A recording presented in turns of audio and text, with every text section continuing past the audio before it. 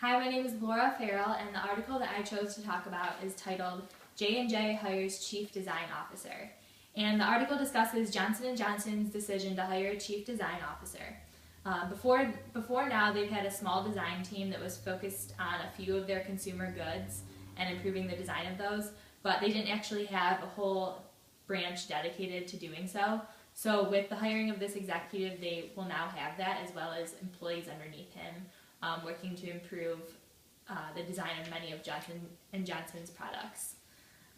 This hire establishes the growing importance of design and development and marketing of products, and it also shows how companies are now shifting to focus on what the consumer wants and improving the design of a product for their consumer. Apple was the first to successfully hire a design officer, and they've achieved much of their success because of the design of their products. And PepsiCo and Philips Electronics have recently also hired chief design officers, but Johnson & Johnson is considered the first company in the healthcare field to have done so. And Ernesto Quinteros is the chief design officer that they've hired, and he's 51 years old, and he comes from Belkin International, where he was the chief design officer, and he worked there for 13 years, and he mainly worked on the design of Apple products, cases, and covers. At Johnson & Johnson, his main focuses will be on improving the prescription drug packaging so that it's easier for people to take and use, and also to take their prescriptions effectively. He will also focus on making hospital equipment easier for medical professionals to use, and he will thirdly focus on improving their website in order to make it easier to use as well. And something that Johnson & Johnson is realizing, as well as many other companies, is that a well-designed product can be a competitive advantage. And two of the three terms from Chapter 9 that I wanted to focus on were staffing and executive type. Johnson & Johnson is changing their staffing in order to utilize employees to focus on the design of products and improving the design. And they've hired an executive type with the design skills to do so as well.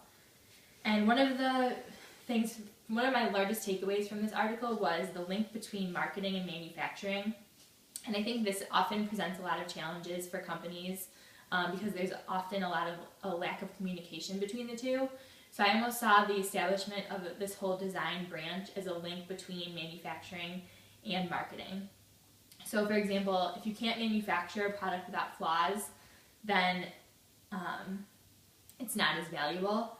And also a product that is designed in a well-designed way can make the product itself much more valuable.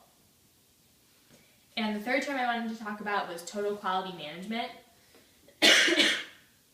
And total quality management is an operational philosophy that stresses commitment to customer satisfaction and continuous improvement. It is committed to quality and excellence and to being the best in all functions.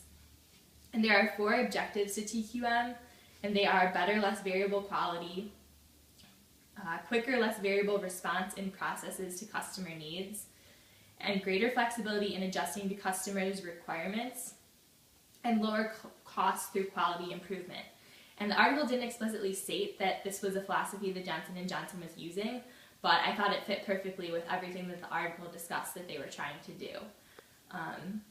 And so lastly, I just want to say that I think that improvement of design and listening to customers' wants and needs is something that companies are realizing is of vital importance, and I think that we're going to see a lot more companies focusing on this and also hiring design professionals in order to give customers what they want. So I think that will be interesting to see. So thank you very much.